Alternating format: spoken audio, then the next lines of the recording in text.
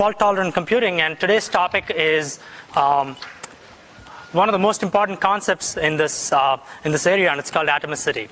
And what we're going to do is spend time understanding what this is as a concept, and then understanding how to achieve atomicity in systems. And recall that the main goal is to handle failures, and that's what we talked about the last time.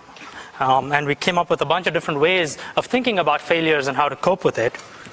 And one idea that we saw the last time was an idea involving replicating a component, let's say a disk or any component that you wish to, whose failure you wish to cope with, and vote on the results. And so the idea is that if you're not exactly sure what the right answer should be, if you're not sure whether any given component is working correctly or not, replicate that component and then give them all the same input, see what output they produce, and then vote on the results. And we did see that these things are pretty sophisticated, but the main problem with replicate plus vote is that often it's extremely expensive to build or very, very hard to get right. And second, it often doesn't actually work. For example, if you just take a software program, a software module, and you make 100 copies or 95 copies of that software module and give them all the same input and then vote on the outputs, if you have a bug in one of the modules and it's a bug that's actually replicated in all of the modules, then all of the replicas are going to give you the same wrong answer. So the key assumption behind replicating and voting is that the replicas are independent of each other and have independent modes of failure, and that may not be true in all of your modules. And so the way we're going to deal with this problem, and even though it's possible to design software systems where the replicas are in fact independent of each other, it'll turn out that it's quite expensive to do in many cases. So what we're going to do is to relax this assumption of having a system which handles failures by giving the same input to multiple outputs and then voting on it. We're going to relax that and instead look at a different concept called recoverability. And the idea here is, rather than to try to build a system to replicate modules so that to the higher layers it looks as if the underlying module has never failed because you've replicated it, the idea here is to allow the underlying module to fail, but have it fail typically in a fail-fast manner so that you can detect the failure and then arrange for that module to be restarted. And when it restarts, the idea is to make it so that module does something such that in the end, the state of the system after it does that thing, usually some kind of a recovery procedure, is that you can get back to using that module. So it's a little bit like, rather than try to, build, the analogy might be something like this. You might imagine, let's say there's a little child who's learning to walk. One approach for nature to have adopted would have been to try to make it so the child never falls. And there's a lot of complexity associated with always keeping that child walking. Or alternatively, you could have a story where, or a method by which every once in a while the child falls, but then has a plan to wake up, to get up from that fall and then restart. So that's the plan that we're going to adopt, and this notion here is called recoverability. And the general plan is going to be that if you have a module M1, which invokes another module M2, and M2 were to fail, then the idea is that M2 fails and then it recovers, and you restart the module.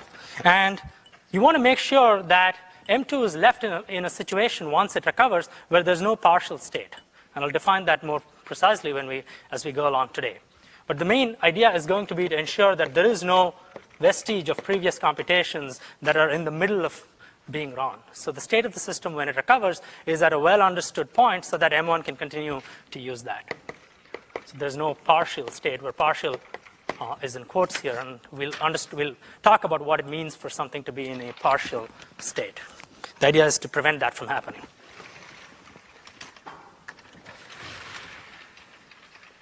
So we're going to do this by starting with an example, and the same example that I mentioned the last time, which was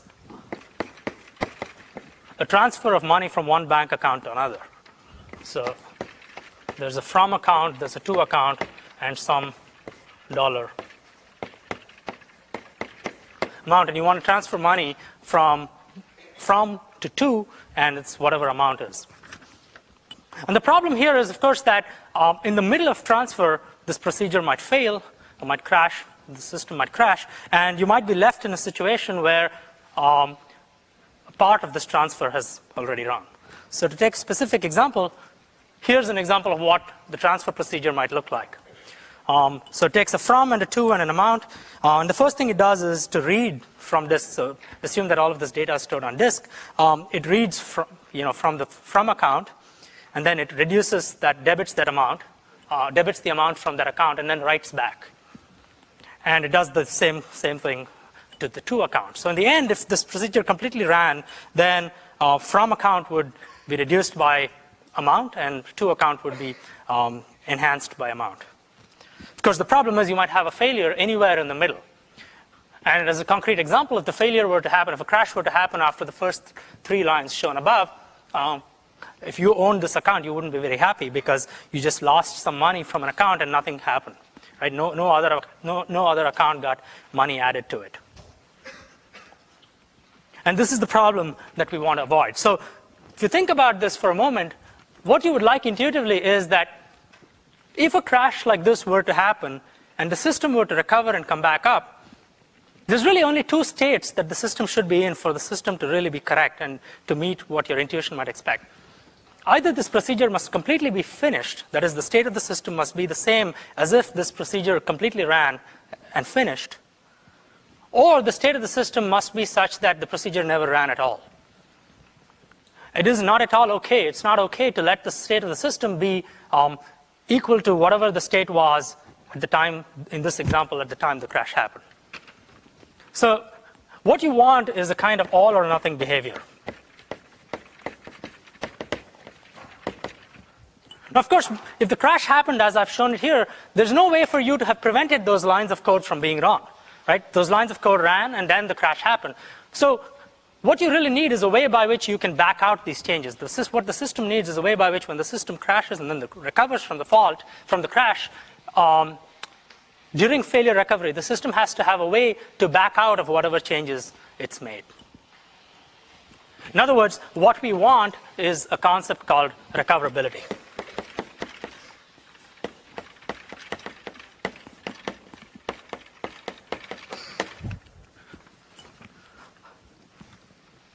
So a more precise definition of recoverability is shown on this slide. And let me just read it out.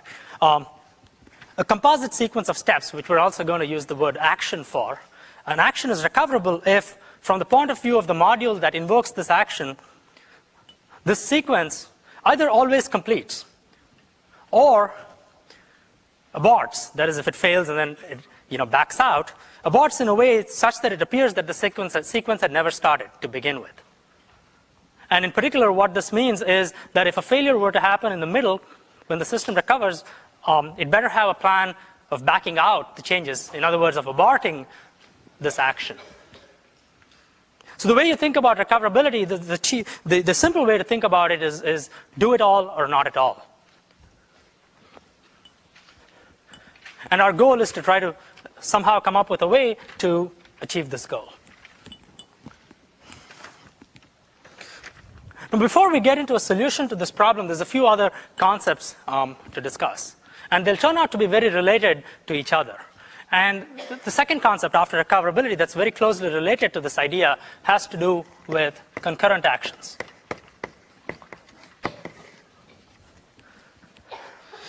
So imagine for a moment that you had the same transfer procedure as in this example, but you had 2 transfers running at the same time.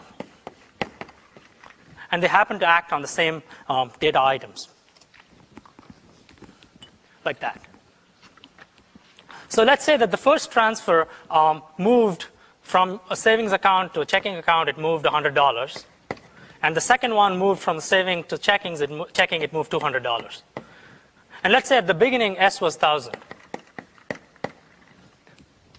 Of course, as you recall from several lectures ago, when you have these interleaved sequences, these 2 threads running, the steps that these threads are made of might be interleaved in arbitrary order if you don't have a plan to isolate them.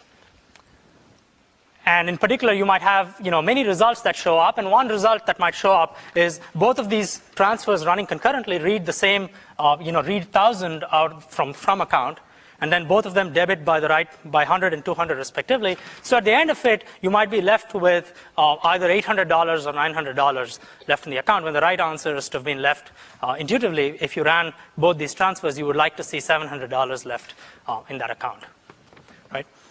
So what you intuitively want here is, if this is the first action, A1, and this is the second action, A2, what you would like to see is a sequence. You don't actually care what the order is between these two transfers, right? I mean, you're transferring money from one account to another, and you're doing two of these. You don't actually care in this example, and it'll turn out in most examples, on all examples that we're going to be talking about with this notion, that you're not really going to care what the order is. Either order is perfectly fine, but the order should be as if it's equivalent to either A1 before A2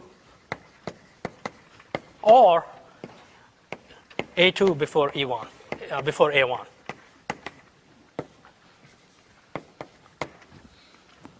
And that's what we would like. Of course, a sort of naive way to achieve this is to ensure that exactly one action runs at a time, it finishes, and then the second one runs. But that's kind of going to be no fun for us to do. It's the right simple solution, but we're going to want to improve concurrency as we had wanted to several lectures ago. So we're going to come up with ways of getting higher performance than running one after the other. But the net effect is as if you run it in some serial order, in some sequential order of the actions. That is, the result of running concurrent actions has to be the same as some serial ordering of the individual actions. And this idea of A1 before A2 or A2 before A1 has a name. It's called isolation.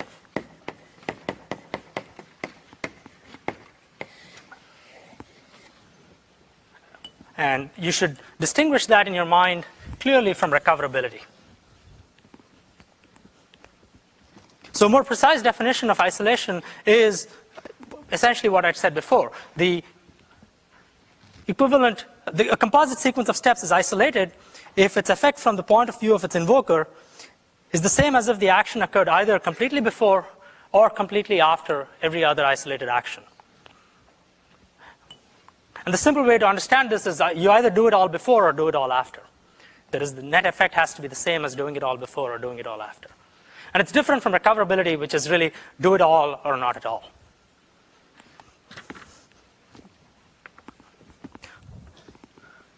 Now, when you have a system that satisfies both recoverability and isolation, so the way to understand this is both of these really, although they're talking about different concepts, this is saying all or nothing, and this is saying all before or all after, both of these are getting at the same intuitive idea, which is that somehow there's the sequence of steps in, for example, in this transfer procedure, there are the sequences of steps, and somehow you want to make it look as if for each action, the sequence of steps is not visible to somebody invoking the action, right? Because you don't want the person invoking this action for recoverability, you don't want him to know that it's built out of a sequence of steps, and if a failure happens in the middle, you don't want the invoker of that action to see some partial state.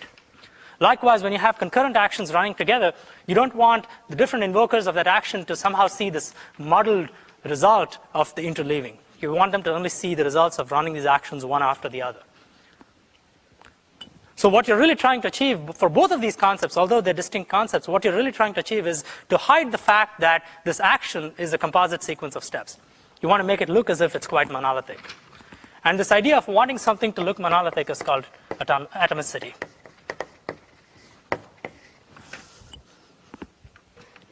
And we're going to basically be hiding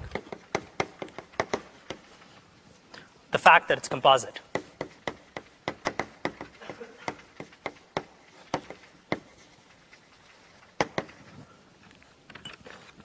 So more precisely, for this course, we're going to use the word atomic to mean recoverable and isolated. Okay, and I'm going to say for this course because these terms have been in use in various different ways for at least, probably more than 30 years. And I think it's about time we made these precise. So in the literature, you'll see the word atomic to often mean recoverable. And sometimes, and this is unfortunate, sometimes you'll see the word consistent to mean isolated. And in particular, you'll run into this confusion when you read the recitation paper for recitation on Thursday, the system R paper. But we'll use the word, the problem is those terms are used, historically haven't been used in a very precise way. So we'll define it precisely. When we say something is atomic, we mean, in general, we mean both recoverable and isolated. When we mean only one of them, we will say atomic with respect to recoverability or recoverable. Atomic with respect to isolation or isolated. And like I said, atomic means recoverable and isolated. And the general plan is to hide the fact that an action is built out of composite sequence of steps.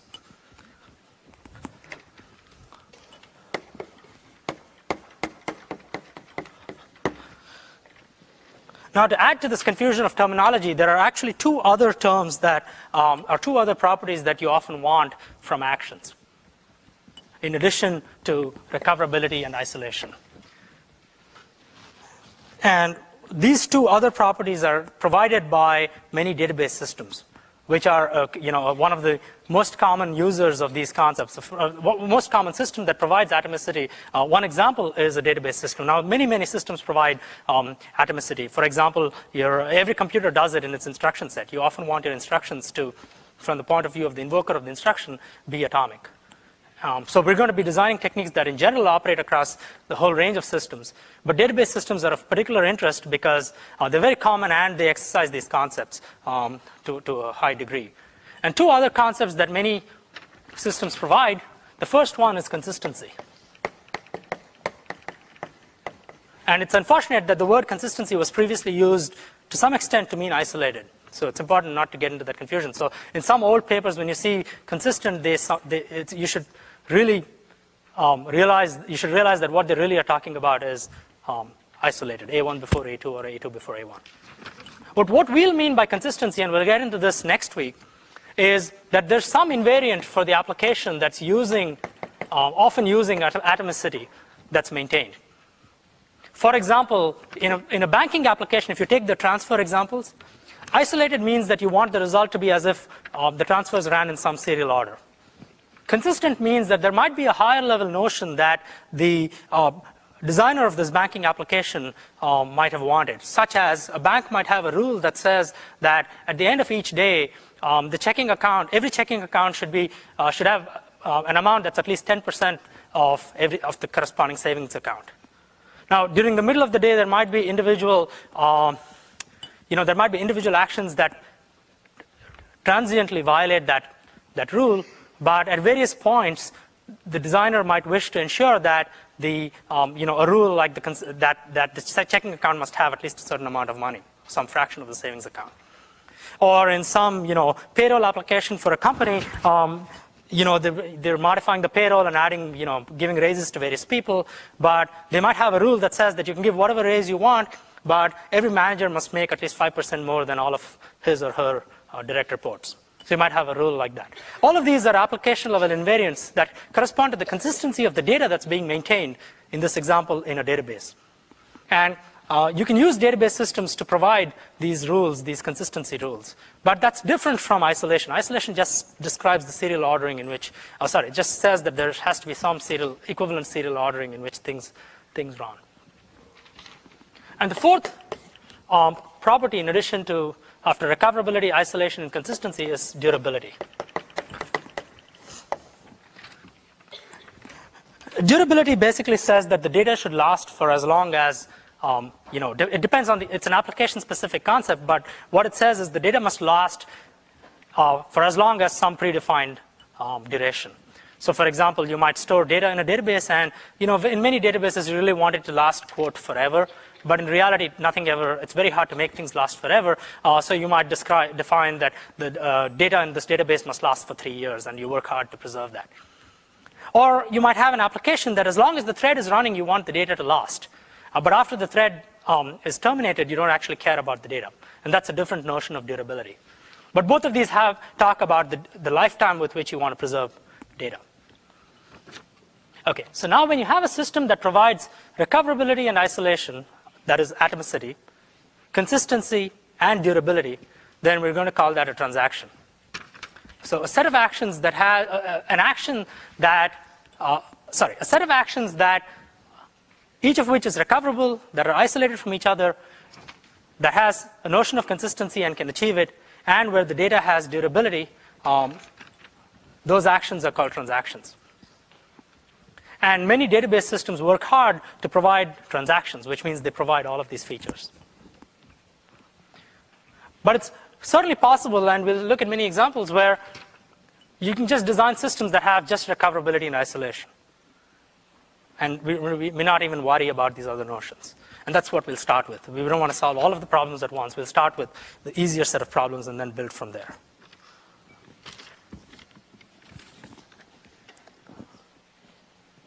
I don't know what happened there. Okay. Okay, so today and on Wednesday, our plan is to come up with ways of achieving recoverability. So that's what we're going to start doing.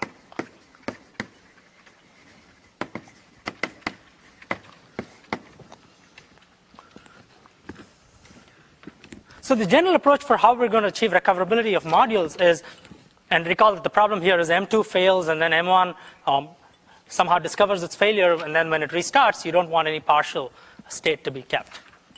So the general plan is to design modules to be fail fast. So you need a way to discover that things are not working, and that's the scope of the kinds of systems we're going to be dealing with. And then once the system's failure is detected and then you restart the system or it recovers, you run some kind of a repair procedure.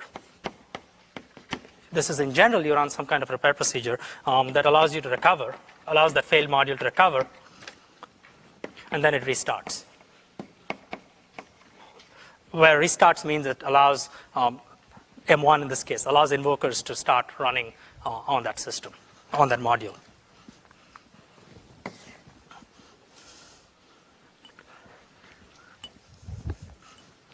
So we're going to do this in 3 steps. The first thing we're going to do is to look at a very specific special case of this problem, which is realize that all of these things having to do with partial state occur because there's some state, once a module has crashed, there's some state that it has remaining. So if it just recovered and started running again without doing something, then that partial state is visible to the invoker of that module. Now, if the state were all volatile state, like in just RAM, for example, and a thread crashed, and if it was in its virtual memory and the thread crashed and it recovered, then you don't really have to worry about this because all of the state anyway has gone away. So primarily, we're worried about state that lasts across failures. And concretely, an example of that concretely is state that's maintained on disk, just as a concrete example. So we're going to start first by obtaining a recoverable sector. But basically coming up with a scheme that allows us to do reads and writes of a single sector of a disk in a recoverable way. So we're going to define 2 procedures, a recoverable put that allows you to put stuff, write stuff onto a single sector of a disk, and a recoverable get that allows you to read stuff off of a single sector of a disk in a way that is recoverable. And the hard problem here is going to be that as the system's crashing, for a variety of reasons, bad data might get written on to a sector. So if you just took a regular sector of your disk, let's say that someone, the operating system is trying to write something into a disk sector, somebody turns off the power, and random stuff might get written out onto the disk. And so when the system comes back up, the reader of that sector might get some garbage value, some result of some partial write. So that's what we're going to try to avoid. So we'll do that first. And then what we'll do, and that's for next time, to complete the story, recoverability story, we're going to use this solution as a bootstrap as a building block for a more general solution, because it's not going to be enough for us to just be able to read and write single sectors in a recoverable way, because how many applications use only one sector of a disk? What you'd like to do is to make sure that you have a general solution that works across all of the data that's being written and read. So we're going to use that to come up with 2 schemes. The first scheme uses an idea called a version history, and the second scheme uses an idea called logging, using logs. And both of these schemes will turn out to be very general and useful and work, but both of these schemes basically will use this technique as a bootstrapping technique. Okay, and so we need a solution here anyway because we're going to build on that to develop a more sophisticated solution for the general case. And so today we're going to start with the special case, A, because it's a building block, and B, because it'll turn out to show us a rule that we're going to religiously follow in coming up with solutions, systematic solutions for these more general, to work in the more general case when you have more than one sector being read or written.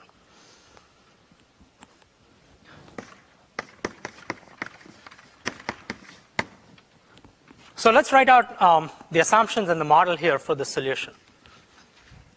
The first assumption we're going to make, since we're dealing with recoverability and not with isolation, we're going to deal with isolation next week.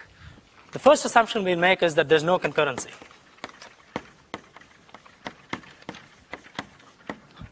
And we'll come up with different solutions for dealing with people concurrently trying to write the same sector. We'll also assume, and this is an assumption we'll revisit in a couple of weeks to show you how to actually achieve this goal, but we'll assume that there's no hardware failures. There's no hardware errors.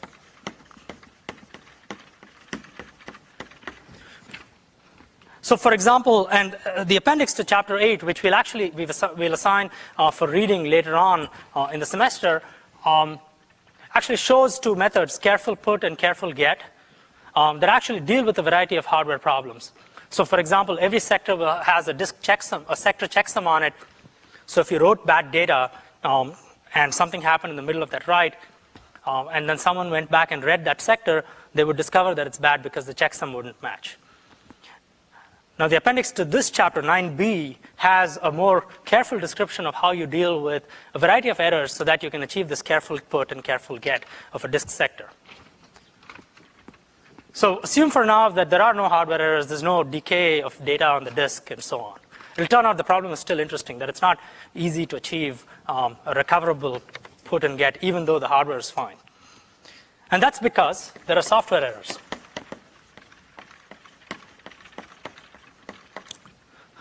And in particular, the model here is that you have some application, and then you have the operating system, and the operating system has a buffer here of data that it's waiting to write onto disk.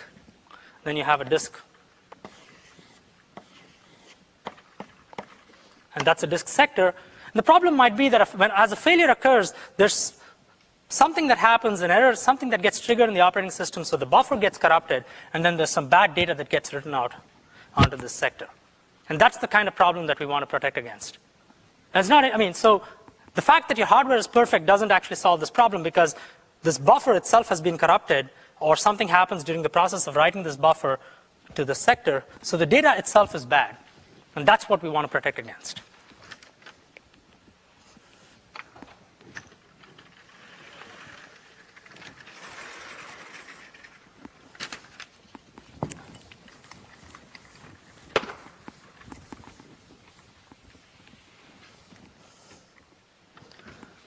So we're going to build on something that I've already talked about. We're going to build on two procedures. Careful put, that puts to a sector, it puts some data, and the corresponding careful get, which reads from a sector and returns the data that's on that sector. And the assumption is that careful put and get, once you give it some data, there are no hardware failures for you to worry about anymore.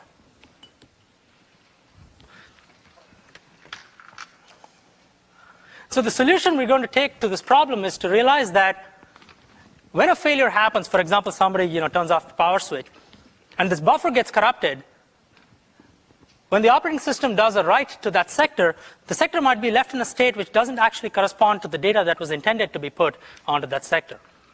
And so when the system recovers, you're sort of stuck, because this data in the sector contains some values in it that don't actually correspond to any actual intended put of the data, any intended write of the data.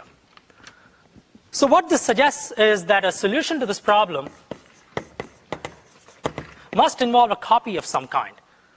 You must make sure that if you have just one copy of the data and you write to it and something fails in the middle, and you don't have a plan to back out to an earlier working version that was correct, you're stuck. So that suggests that we better have a solution that involves a copy of data. And later on, we'll see how to systematically develop a rule based on this. So the idea here is very simple. The way we're going to achieve a recoverable put and recoverable get of a sector is actually to build a sector, a single sector, recoverable sector out of 3 sectors. The first sector here is going to have 1 copy of the data. The second sector is going to have another copy of the data. And we're going to have a third sector here which is going to act as a flag that allows us to choose one version or the other version. So let me call this D0. Let me call this D1, and let me call this the chooser. So assume that at some point in time, D0 has proper data on it. Okay? So the idea now is going to be that anybody reading it, the chooser is going to contain the value 0 in it. Okay? Now anybody reading is going to read from D0. Anybody writing in recoverable put is not allowed to write to D0 because that's what people are reading from. Instead, they will write to D1. When the chooser value is 0, they will start writing in to D1. The plan is going to be that if that write succeeds properly, then what we'll do is go ahead and change the chooser from 0 to a 1. Okay? And then people will start reading from 1. But if that write were to fail in the middle, the power fails or something like that, D1 will be left in sort of a weird intermediate state. But that's okay because nobody's really going to be reading from D1. They're all going to be reading from D0 because the chooser hasn't yet been changed. So the only other thing we have to worry about is now we're okay as long as the failure happens, if the failure happens in the middle here, somewhere where we're writing D1, we're okay because we haven't touched the chooser. If the failure happens at the end of writing D1, so we've written D1, and then we haven't yet started writing the chooser, and a failure happens here, we're still okay. Because everybody will be reading from 0, and that isn't going to have garbage in it. It's not going to have the latest value in it, but that's okay. We never said that we should see the latest value for recoverability to hold. It's going to be okay for us to be reading from D0, and we'll continue to read from D0. And really, the correctness of this boils down to understanding what will happen when a failure happens during the middle of writing this sector. You're starting to write the chooser sector, and the system fails. And we're going to have to worry about that, because now we've written D1 completely, and a failure happens in the middle of that. So to understand that, we'll get back to understanding the correctness of it, but it helps to see what the pseudocode looks like. So that's what put looks like. To do a put, you first read the chooser sector, and then you put into the other place. So the switch here is the thing that tells you what the value of the chooser sector is. So it tells you which of the 2 copies to write into. And then after you do the careful put, if which is 0, you put it to 1. If which is 1, you put it into 0. And after that, you twiddle the bit, and then you do a put onto the chooser sector. And the get is actually easier. You just look at what the value is of the chooser sector, and then get it from the corresponding place. Now there's a line here, the second line of the pseudocode, which says if status not okay.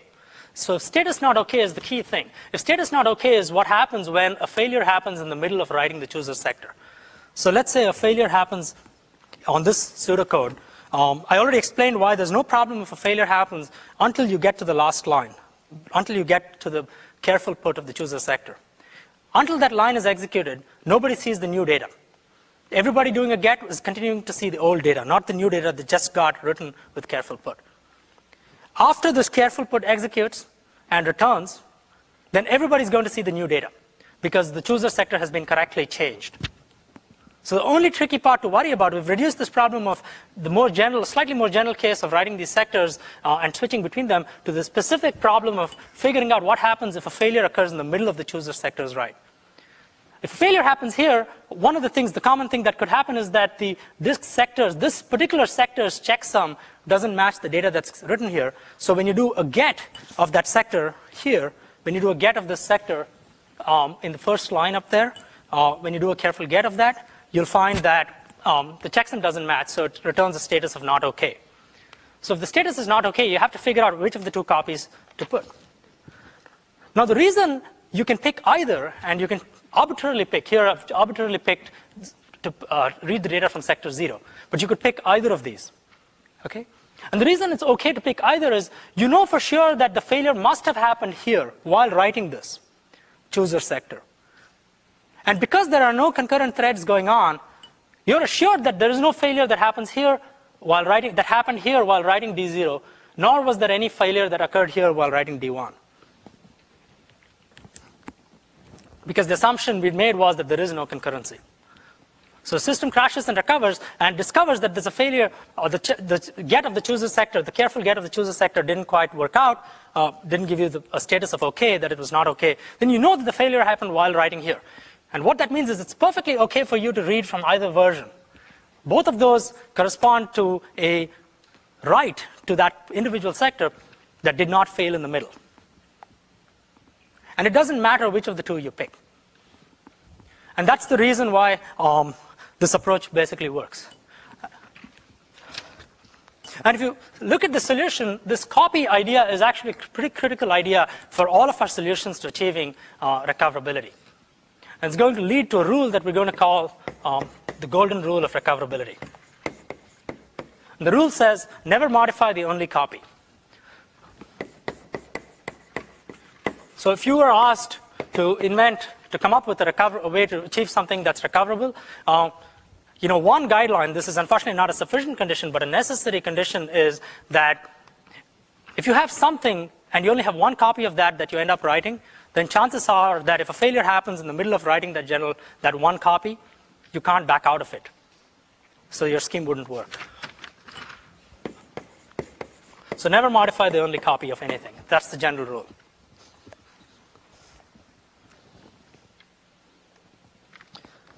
Now there's another point to observe about this recoverable disk write, and that has to do with that careful put line. Right before that line, everybody else reading this recoverable sector using recoverable get sees the old version of data. Right after that line has finished, everybody reading it sees the new data.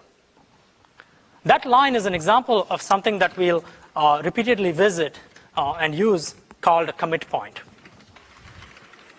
The successful completion of that line ensures that everybody else following doing gets will see the data that was written by this put. And before that line is run, everybody else following will see the older version of the data. Now, if a failure occurs in the middle of that line, then the answer depends on what the recovery procedure does. And one approach might be that the invoker of this module, the person who originally did the disk write, if a failure happens in the middle of the write, one plan might be that the invoker of that disk write, upon recovery, tries the write again, tries the put again. And the way he tries the put is he first does a get and sees what answer is returned. If the answer is the new answer, then he says, okay, everything is fine. If the answer is the old answer, then he says, I'm going to retry the put. And this is an example of something we saw the last time, which is temporal redundancy. You can retry things. Not only can you replicate in space, but you can retry things in time, which is the idea here for achieving fault tolerance.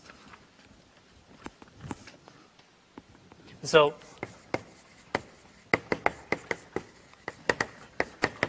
an example of this idea called a commit point is that line, that careful put line. And in general, a commit point is a point in a recoverable action in this case. And it'll turn out to be an idea that's useful for isolated actions and for transactions more generally. But a commit point is a point where before the commit point, other people don't see the results of your action. And after the commit point successfully finishes, everybody sees the results of your action. And that's the definition of a commit point.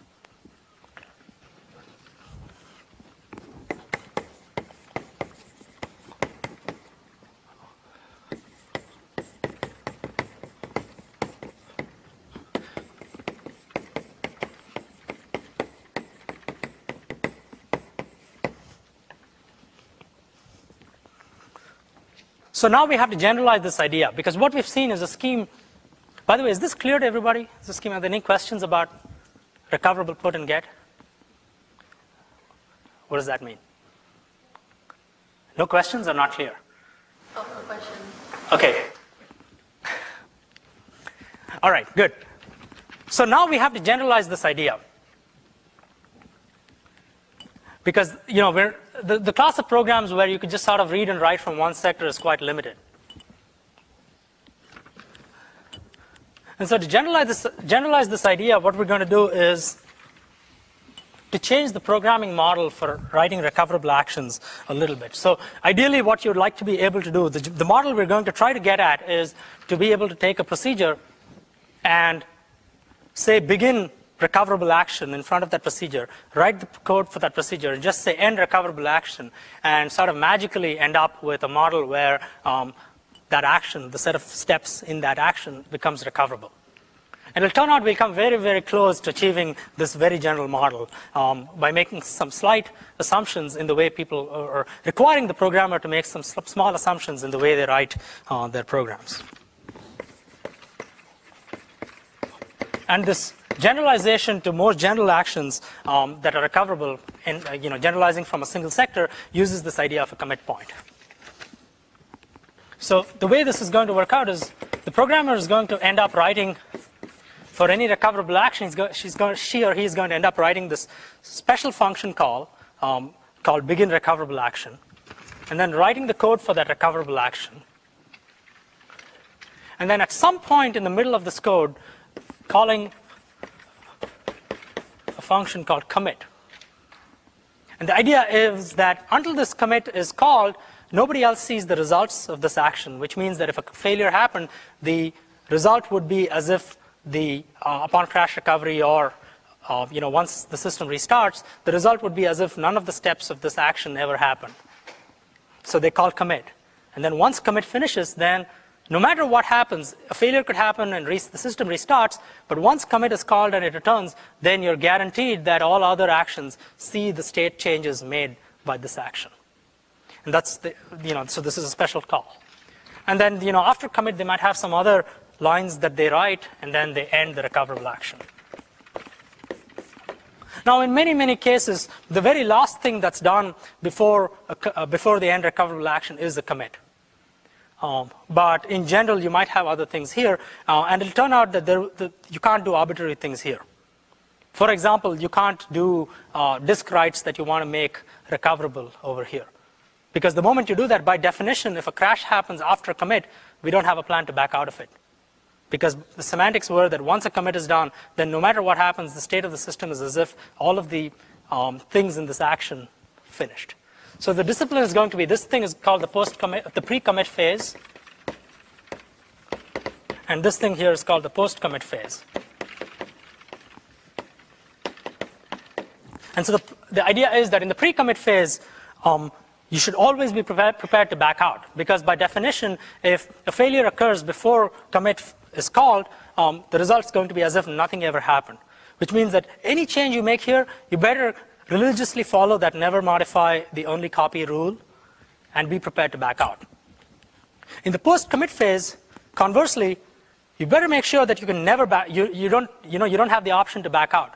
So you better make sure that once you get here, you just run to completion. So if a failure occurs out here and you restart, you better make sure that you can run to completion. In fact, there are a few other restrictions out in the post-commit phase. So let me do this by an example. So in the pre-commit phase, because you have to be prepared to back out, it often means in practice that you can't be sending messages out onto the network. You can maintain your local state, but you have a way to back out of that.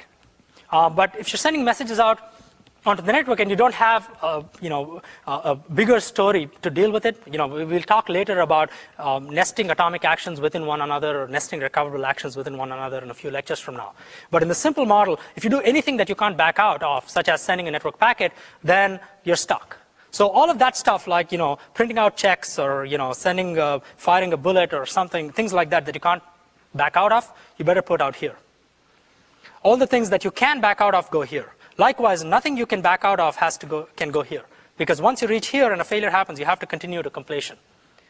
What that means is in the post-commit phase, really you can't do very many things. I mean, you can do things that don't really have for example, you can do things that are okay to keep doing. For example, you can do idempotent operations so that if a failure happens here and you recover, then you know that you're out at this point, so you could keep retrying those actions over and over again until you ensure that it completes. But those are the only rules. There's a pre-commit phase and a post-commit phase. There's a commit that's explicitly called. Now, in addition, there's another call that a programmer can make or that the system can invoke automatically, and that's called abort. For example, when you're moving money from savings account to checking account, in that transfer example, if you discover in the middle here that you don't have enough funds to cover that transfer, you could just decide to abort the transaction. Abort the recoverable action. And what that means is that abort automatically will ensure that the state of the system is at the point right before the start of the recoverable action. So whatever changes were made in the middle until abort was called end up backing out.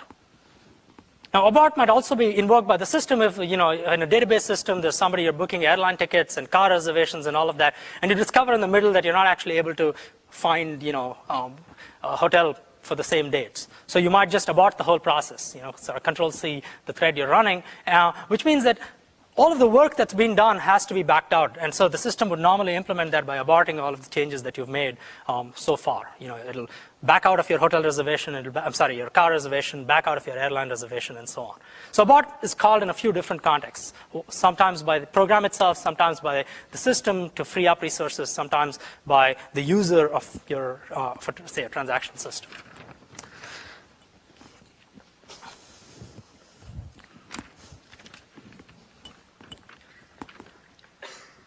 So before I'm not going to get into how we implement, recoverable action today, but this programming model is important to understand. I do want to mention one thing, going back to this idea of isolation that we talked about. So if you recall, isolation is this idea that you have two actions or multiple actions whose net effect is as if they ran in some sequential order, some serial order, A1 before A2 or A2 before A1 for all, permutations of A1, A2, A3, etc. Now, this idea is actually very closely related, but not the same as stuff we've seen before. Earlier in the semester, we looked at ways in which you have multiple threads that need to be synchronized with each other. And, we actually did look at isolation as a concept then, but we specifically focused on things like sequence coordination, where you want to have one thread run before the other thread or one thread, run after the other thread, for example, in a producer-consumer relationship. The point is that in one significant respect, achieving this idea of isolation for actions is harder than achieving sequence coordination. And the reason it's harder is that everybody who writes an isolated action in general doesn't know, any given isolated action doesn't know what other actions there are in the system.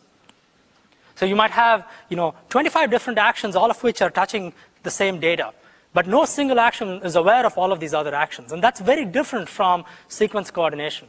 In sequence coordination, there's one or two or a small number of threads that are actually aware of each other. And there's a single programmer that's actually designing these things to specifically interact with each other in some fashion. So this thread runs, and then this other one runs after the data has been produced, and so on.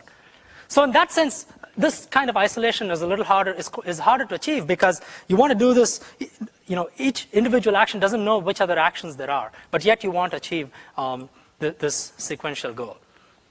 Now, in one other respect, actually isolated actions are easier than sequence coordination. And the significant way in which they're easier is they're easier for programmers.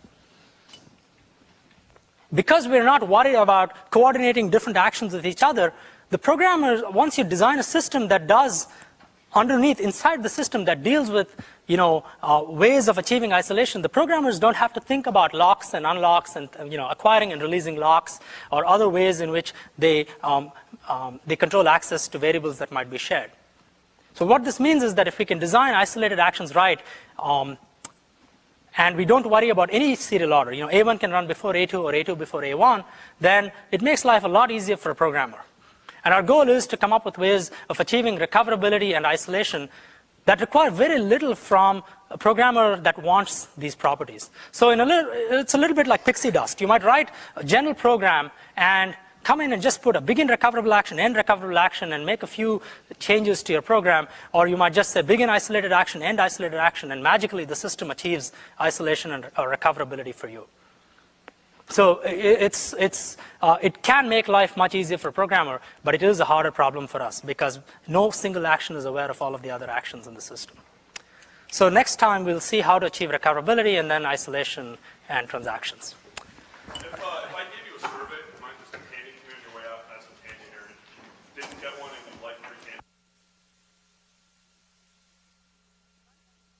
Design Project 2 is out on the website now. And the main thing for you to make sure you do this week is get project partners and send a list of team members to your teaching assistant by Thursday's recitation. Thanks.